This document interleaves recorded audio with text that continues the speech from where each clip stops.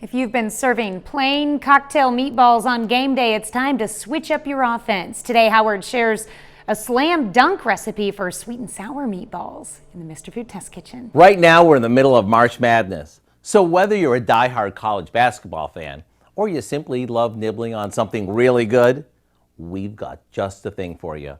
They're sweet and sour meatballs. And to make them, all we do is combine some ground beef, an egg, a splash of water, a good amount of breadcrumbs, and a few seasonings. We give this a good mix and roll it into cocktail-sized meatballs. Once that's done, we mix together some cocktail sauce, grape jelly, that's the sweet part, and for the sour part, we add some fresh lemon juice.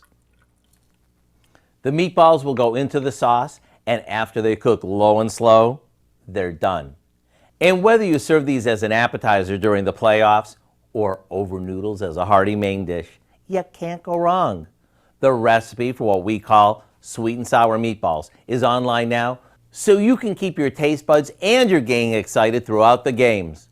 I'm Howard of the Mr. Food Test Kitchen, where today we found a tongue-tingling way for you to say, ooh, it's so good. You can find this recipe along with a lot more good food from the Mr. Food Test Kitchen online. Just go to our website at KOAMnewsnow.com.